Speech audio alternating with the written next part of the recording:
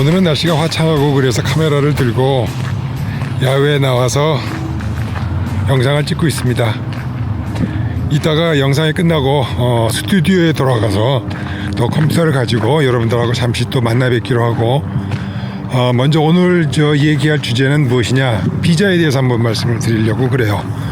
비자라고 하는 거는 이제 우리가 사람이 국경을 넘어가는데 필요한 것은 당연히 아시겠죠. 패스포드하고도 관련이 돼 있고, 그리고 또 자동차를 가지고 우리가 이제 오버랜딩을 하지 않습니까? 그러니까 이제 자동차도 비자가 필요하겠죠. 이 말하자면은. 그래서 오늘 이제 그 두 건에 대해서 한번 얘기를 해보고자 합니다. 여권은 뭐 여러분들이 요즘에 이제 NGP라고 그러나요? 뉴 제너레이션 패스포드라 그래서 요즘에 한국도 그렇고 이제 선진국들부터 시작을 해서 새로 나온 훨씬 더 보강이 되어 있는 패스포드가 나와 있던 거 지난번 영상에서도 한번 소개를 해드렸던 것 같기도 하고, 필요하시면 아래 링크를 좀 참조하시면 될 것 같아요.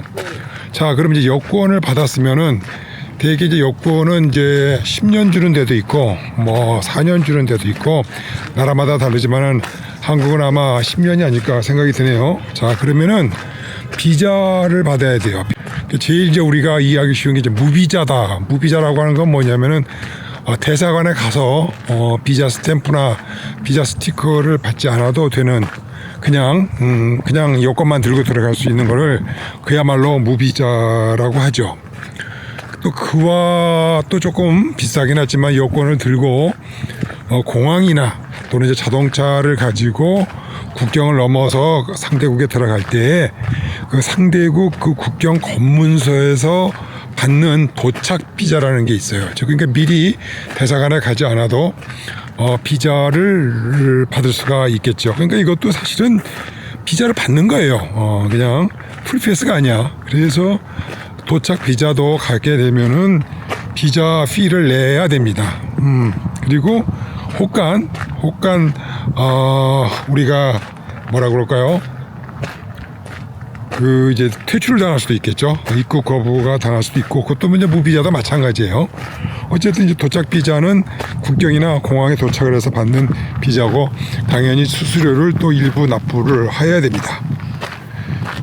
그리고 이제 비자는 또 아닌데 약간 그 뭐 ETA라는 게 있어요. ETA 이제 우리가 말하면 E는 electronic, 그러니까 전자지요. T는 이제 travel, 여행. A는 authorization, 즉 여행 허가, 전자 여행 허가증이라 그래가지고 예전에 EST라고 그래가지고 미국에서 그걸 또 처음 시작을 했죠. 그래서 출국하기 전에 뭐 24시간 연인가까지 받아야 되죠. 카나다도 그렇고 호주도 그렇고. 그래서 ETA를 적용하는 나라가 점점점 많아집니다. 근데 그거는 비자는 아니지만은 비자에 준해서 입국 사전 허가를 받도록 해서 해당국에서 수입도 좀 챙기고, 그리고 걸릴 건 걸르고 해서 ETA를 받아야 되는 이제 그런 것들이 있죠. 그 다음에 이제 말씀드린 게 이제 E-비자라는 게 있죠. E-비자라고 했더니 뭐냐면 이거 그야말로 비자는 비자예요. 비자는 비자인데 스탬프를 찍어서 나오는 게 아니라 이제 프린터를 할 수도, 이메일 같은 걸로 해가지고 비자 형식을 취해서 이 비자가 떨어지면은 그거를 프린트를 해서 이제 가지고 가서 국경을 통과하게 되는 겁니다. 그래서 거기에도 또 당연히 비자 수수료가 필요하죠. 그러니까 그것도 사실은 어찌 보면은 대사관에 가지 않아서 그렇지 할 건 다 해야 돼요, 그렇죠? 그래서 그것도 우리가 이제 이 비자라고 합니다.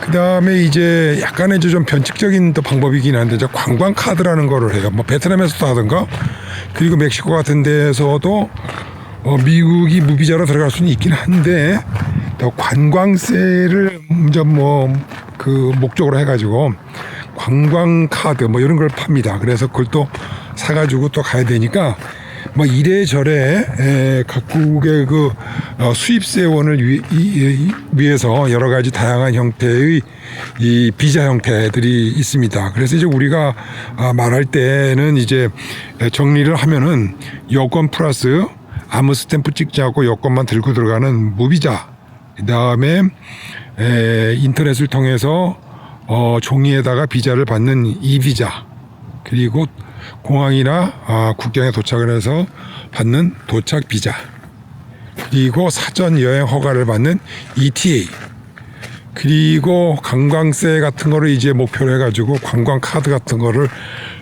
팔아서 비자 이외에 또 이쁘게 약간의 또 좀 뭐라 그럴까요, 수입을 좀 땡기는 그런 형태로 합니다. 그래서 이제 대부분 비자가 필요한 경우에는 이제 반드시 대사관이나 영사관에 가서 비자를 받아야 되겠죠. 이제 그거는 좀 시간도 좀 걸리고 귀찮고 여러 가지 좀 제한 사항이 있고 좀 까다스러우니까 또 인터뷰도 해야 되고 혹여나 거절이 당할 수도 있고 시간도 많이 가고 경비도 많이 들고 그래서 인기가 없죠. 통과를 위한, 국경을 넘기 위한 준비 품목들이고요. 그리고 차량의 같은 경우에는 차량 등록증이라는 게 있습니다. 뭐 한국 같으면은 뭐 중구 어디서 발행한 차량 이렇게 관리소인가요? 거기서 발행한 이제 차량 등록증. 그래서 거기에 이제 문제가 뭐가 있냐면 만기가 있어요. 한국의 차량 등록증 만기가 얼마인지 모르겠네. 여기 제가 살고 있는 데서는 4년이에요.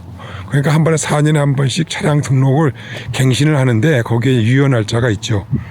여행이 예를 들어서 출발할 때 이제 남는 잔여 기간이 1년, 2년이면은 그 안에 다시 그러면 차량 등록을 받으러 또 검사를 해야 되니까 돌아와야 되느냐 하는 이런 문제가 생깁니다. 그래서 대부분 장시간 오버랜딩 하시는 분들은 그걸 이제 위조를 해갖고 다녀요. 왜냐하면은 다른 나라에서 그게 뭐라고 할까, 진품인지 가품인지 알 수도 없고, 또 사실은 차량 등록증이 이제 필요한 게 앞에 그 라이센스 번호판하고 그다음에 차대 번호가 상당히 중요하죠. 차대 번호들이 맞는지 여부를 하고 한 것뿐이지 진위 여부를 해외 이렇게 국경에서, 국경 검문소에서 그걸 다 알 수는 없어요.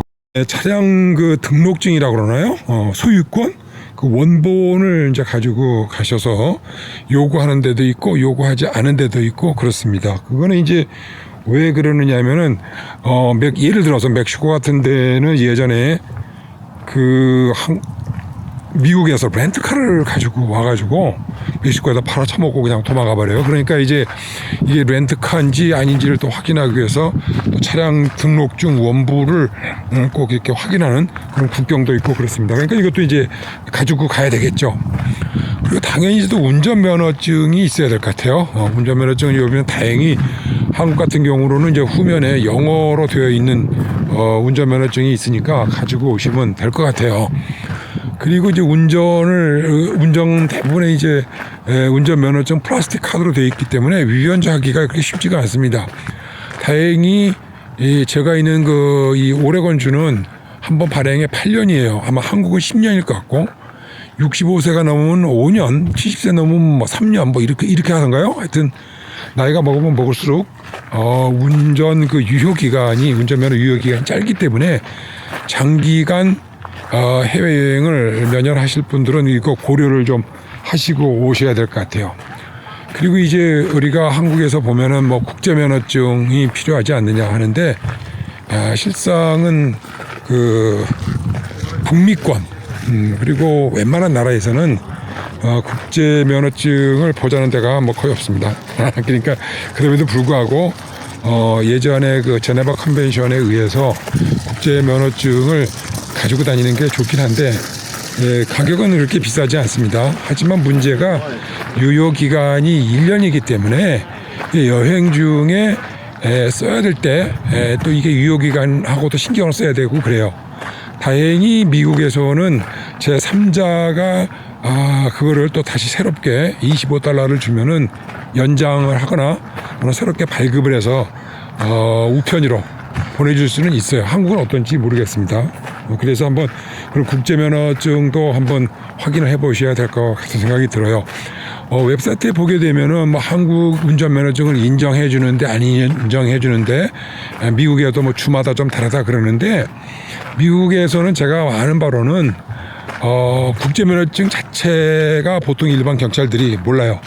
그리고 세워가지고 그 검문 검색을 하는 거는 다 동네 경찰들이기 때문에 동네 경찰들이 이 국제면허증에 어떻게 생겼는지 이유를 잘 모르고 제가 보기에는 어지간한 나라에서는 법이 어떻게 돼 있든지 간에 현실적으로 영문으로 돼 있고 이 사람의 그 아이덴티티 즉 어느 나라 사람이고 뭐 운전면허 카드가 불량한 것 같지도 않고 생년월일 맞고 여권하고 맞고 그러면은 크게 문제 삼지 않았던 것 같아요. 이거 제가 구석구석을 좀 다녀봐도 그런 느낌이 강했습니다. 그래서 꼭 영문으로 되어 있는 뒷면에 운전면허증을 가지고 오시는 게 좋을 것 같아요. 자, 그리고 이제 차량 등록증 이제 하고 타이틀하고 운전면허증을 준비하시고 국경을 이제 넘게 되면은 그냥 뭐라고 그럴까요? 이제 세관을 통과해야 되지 않습니까? 이제 이민국은 사람이 통과하는 거고 차량은 이제 세관을 통과를 해야 되는데 세관 같은 경우에는 이제 우리가 TIP라는 거를 발행을 합니다. TIP는 이제 약자로 많이 쓰는데 오버랜딩 할 때 T는 temporary, I는 import, 수입, P는 permit이에요. 그러니까 일시 수입 허가라고 번역을 해야 될까요? 그게 자동차가 한번 들어왔다가 여기서 여행을 하고 이제 빠져나갈 거다라고 해가지고 그 허가를 내줍니다. 주로 이제 기재사항은 차대 번호, 그다음에 차 색깔, 그다음에 생산자가 누구냐, 모델이 몇 년식이냐 그런 기본적인 사항들이 있죠. 근데 그런 것들을 주로 기재를 하고 그다음에 예를 들어서 우리가 만약에 멕시코에 3개월 입국 허가를 받았다. 그럼 대개 자동차도 3개월 이렇게 유효 기간을 주고 물론 이제 입국을 하고 나서도 사람이 이제 체류 기간을 연장을 하면은 또 함께 자동차도 경찰서나 관광 담당 그 세무서에 가서 연장을 할 수가 있습니다. 그래서 TIP는 되게 쉬워요. 그리고 대부분의 많은 국가들이 TIP를 실시를 하고 있습니다. 우리나라 같은 경우에는 해외에서 차가 들어오면은 뭐 평택항이나 부산항 같은 데서 노란 딱지로 외국에서 들어온 차량이라고 뭐 이렇게 동그랗게 원이 돼 있어가지고 노란 딱지를 운전석 차 위쪽에 붙이는 뭐 임시 차량, 일시 차량 수입 허가증인가 뭐 이런 거를 붙이게 돼 있어요. 그리고 다른 데에서는 대부분 경찰이 요구를 하면은 종이로 되어 있는 세관에서 발행한 서류를 냅니다. 이걸 이제 우리가 TIP라고 해요.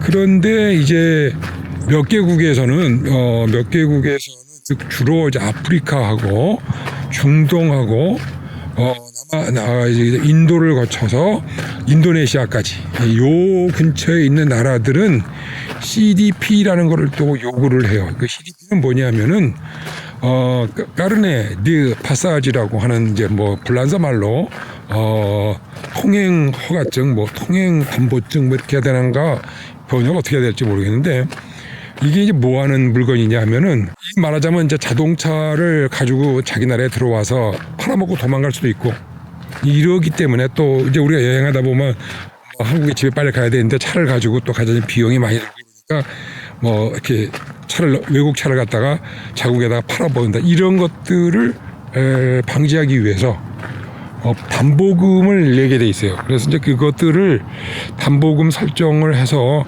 CDP라고 하는 서류를 사서 그 나라 입국에 들어갈 때 그거를 제출을 해야 차가 들어갈 수 있습니다. 그래서 좀 까살스럽죠.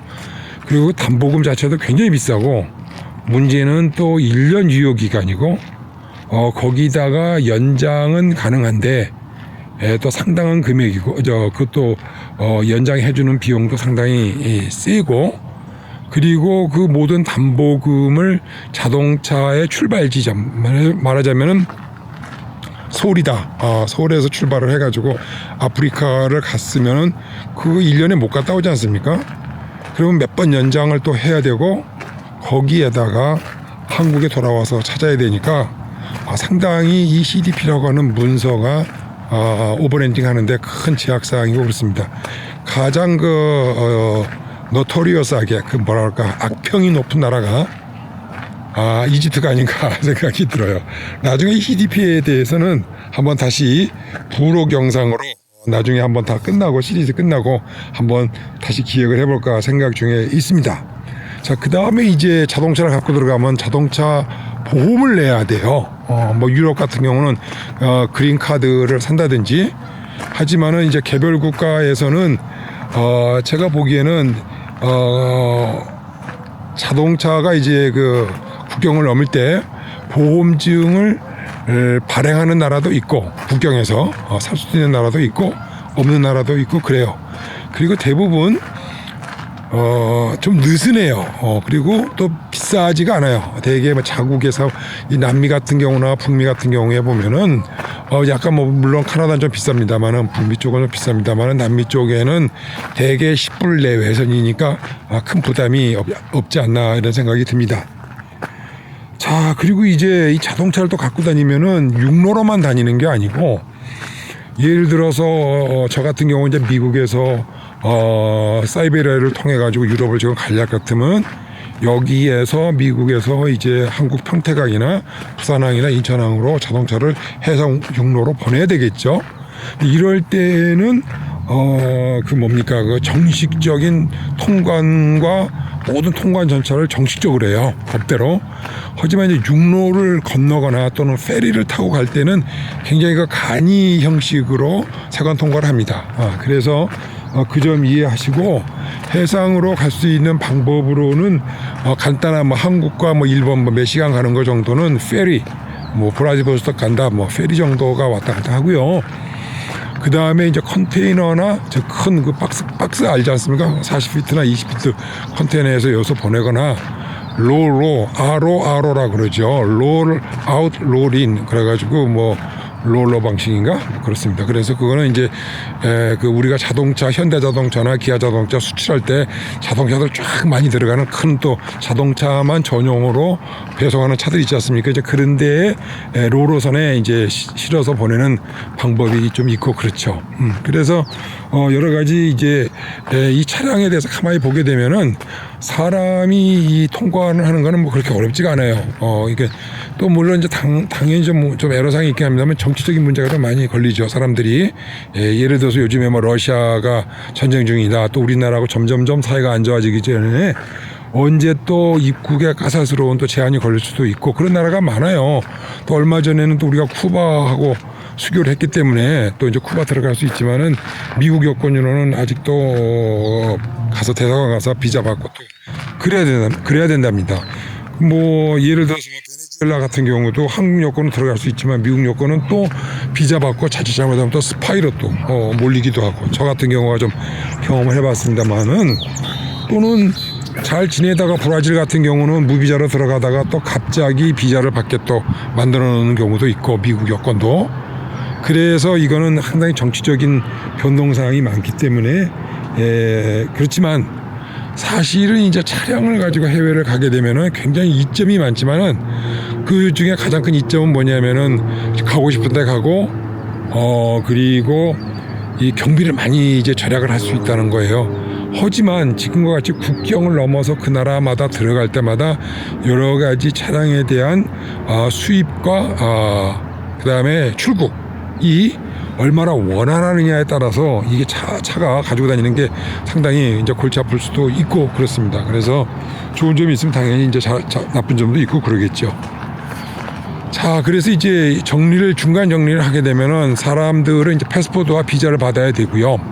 그리고 차량은 아까 말씀드린 대로 차량 등록증, 그 다음에 타이틀, 그 다음에 운전면허, 그 다음에 국경에 도착해서 TIP 또는 까사스로 나라는 CDP, 까르네를 좀 준비를 하셔야 될 것 같고 국경을 넘어서 바로 이제 자동차 보험을 살 수 있든지 뭐 안 사고 또 어부적거리고 넘어갈 수도 있고요.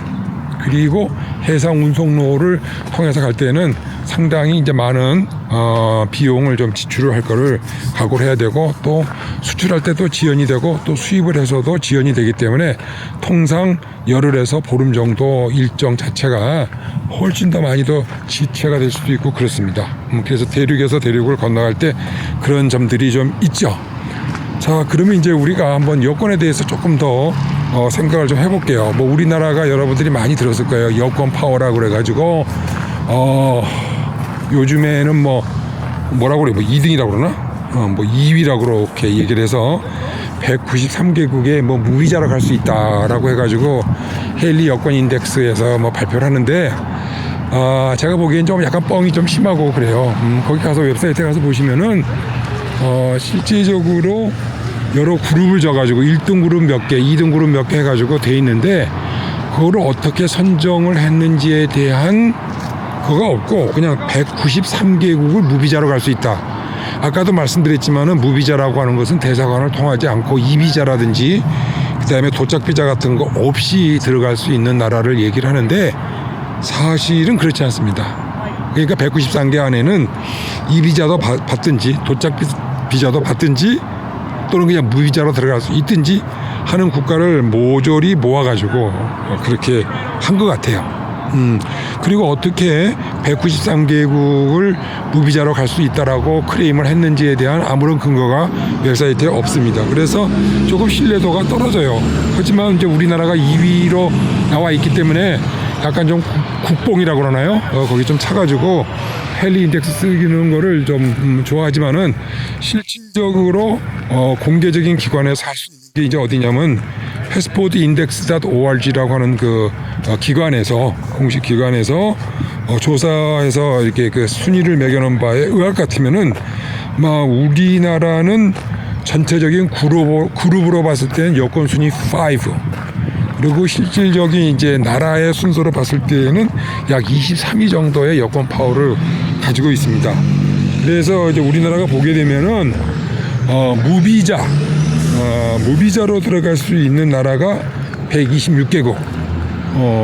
미국 같은 경우도 되죠. 카나다도 그렇고 126개국. 그 다음에 이제 뭐냐면은 도착 비자를 받아서 들어갈 수 있는 나라. 아마 베트남도 그렇던가.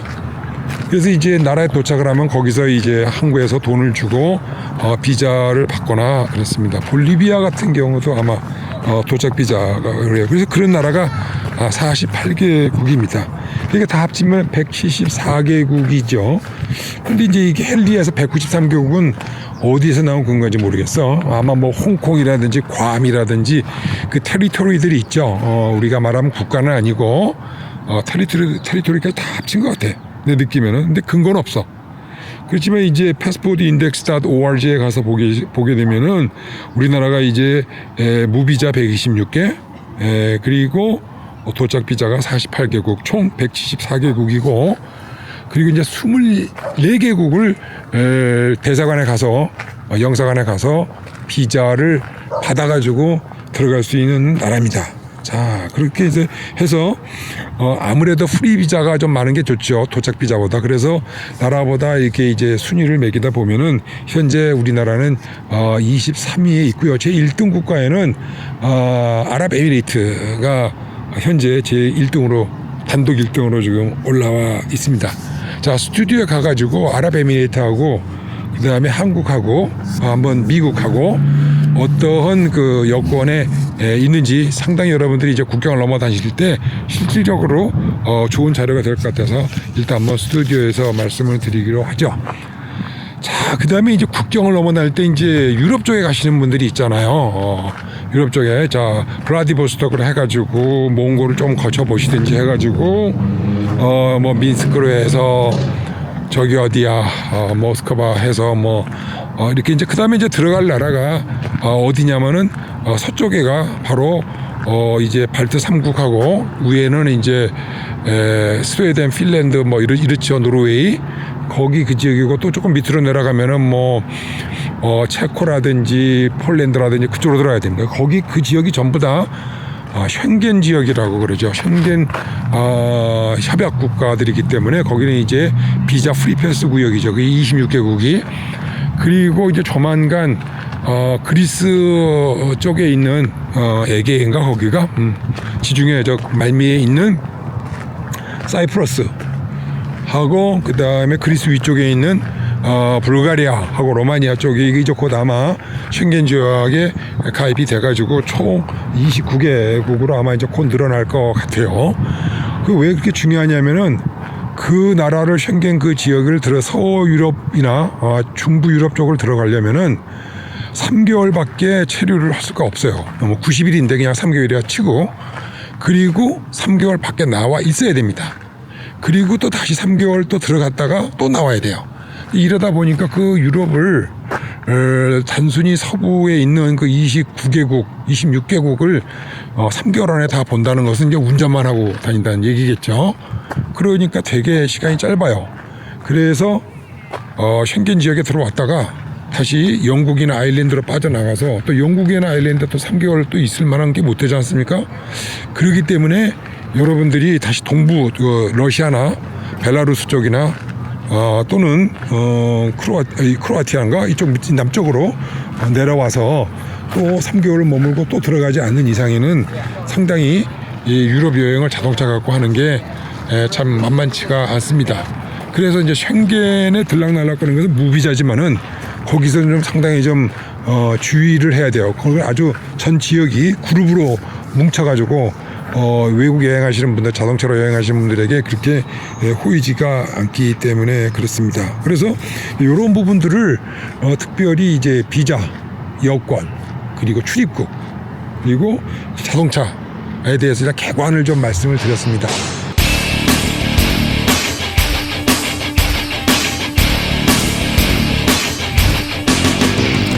지금 보시는 거는 패스포드 인덱스에 걸려있는 각국의 여권 모습들입니다. 보시면은 주로 푸른색 계열, 녹색 계열, 그리고 붉은색 계열, 검정색 계열들이 이렇게 5가지 색깔들이 주로 사용을 되고 있답니다. 자, 그럼 우리가 한번 세계 랭킹을 한번 들어가서 보도록 하죠.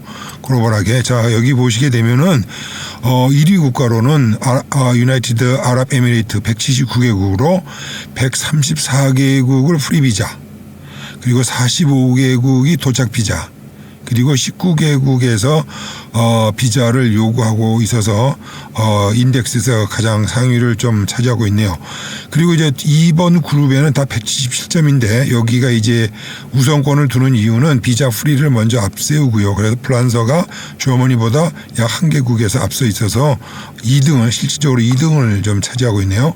자, 그럼 우리나라는 어디에 있나 한번 쭉 내려가서 살펴보도록 하겠습니다. 지금 저희 나라는 5그룹에 있습니다. 5그룹에 174점을 총점 받은 국가 중인데 싱가포르 같은 경우는 138개국이고 비자 프리가, 우리나라는 125개국이네요. 그러니까 당연히 순서가 같은 동점에서 좀 앞서고 있고요. 현재 우리나라는 125개국이 비자 프리, 그리고 49개국이 도착 비자, 그리고 24개국에서 비자를, 사전 비자를 요구를 하고 있습니다. 자, 그러면 우리가 한번 비교를 한번 해보도록 할게요. 우리나라 거 하고 그 다음에 이제 미국 비자하고 한번 여권하고 한번 비교를 한번 해보도록 하겠습니다. 자, 여기 보시게 되면은 아프가니 같은 스탄 국가는 이게 비자가 있어야 되는, 미리미리 준비를 하셔야 됩니다. 시간이 빠른 경우도 있을 수도 있고 또 1개월 이상 지체가 될 수도 있고 하기 때문에 이런 때에는 여행 경로에 있는 국가들에서는 미리미리 비자 여권들을 알아가지고 무척 신경을 쓰셔야 됩니다. 자, 그렇게 이제 좀 내려다 보면은 벨라루스 같은 경우를 보게 되면은 이 나라는 현재 전쟁 중에 있죠. 전쟁 중에 있는 폴란드와 소련, 러시아죠. 러시아 중간에 있는 나라로 러시아 편에 서 있는 나라이죠. 그래서 미국에 들어갈 때는 이제 미국은 비자가 요구가 되네요. 그리고 이제 한국 같은 경우는 비자가 없이 들어갈 수가 있습니다. 그러니까 이 나라는 이제 당연히 한국 여권이 좀 강세가 되고 저 같은 경우는 한국 여권과 미국 여권 중에 당연히 한국 여권을 사용을 해서 들어가면 되겠죠. 여기 보게 되는 부르키나파소 같은 경우에는 한국 같은 경우는 또 비자를 받아야 되고 그다음에 미국 여권은 도착 비자를 90일간 받게 돼 있네요. 부르키나파소도 예전에 한국 분들이 가서 납치돼 가지고 실종돼서 불란서 군인들이 여자분을 구출해온 그 아프리카에도 좀 약간 깡패 국가하고 반군들이 좀 많은 나라이죠. 조심해야 될 것 같아요. 자, 이게 주로 이제 아프리카 쪽에서 이제 비자를 요구하는 데가 많고 중국 같은 경우도 이제 저희 상호주의 원칙에 의해서 우리나라도 비자가 요구를 하고 또 차이나 들어올 때도 비자를 요구를 하고 그렇습니다. 이게 중국 여러분도 아시지만 여름에 여행하기에 좀 가장 인근에서 어려운 나라가 아닐까 생각이 듭니다. 쭉 내려가서 보게 되면은 에리트리아, 여기 아프리카의 북한이라고 그러죠. 여기도 한국이 또 비자가 요구되고 미국도 좀 비자가 요구가 되고 그러네요. 이런 식으로 여러분들이 이제 각국마다 쭉 이제 살펴서 보게 되시면은 이 어떤 나라 들어갈 때 여행의 준비를 먼저 해야 될지 좋습니다. 여기 보게 되면 이란 같은 경우에는 참 고고학적으로 볼만한 곳이 굉장히 많은 곳이죠. 한국 여권은 30일간 비자 프리입니다. 자, 좋죠. 미국은 지금 현재 이란과 또 중동전으로 아주 대척이 되어 있는 나라이기 때문에 또 이란에서 미국 사람들 올 때 비자를 또 요구를 하고 그렇습니다. 뭐 베네수엘라 같은 경우도 마찬가지예요. 한국은 그냥 들어갈 수 있고 그리고 또 미국 같은 경우는 비자를 요구를 하고 있고 대개 한 3개월에서 6개월 정도 비자 수속을 하는데 시간이 걸리고 그렇습니다. 그래서 미리미리 이럴 때에는 한국 여권을 가지고 있으면은 매우 유리하죠. 자, 이래서 각 나라마다 요구되고 있는 그 입국 비자에 관한 규정이 있기 때문에 여러분들이 세계 여행 루트를 고민하고 계획하실 때 많은 도움이 되시길 바랍니다. 여기까지였습니다. 다음에 뵐게요.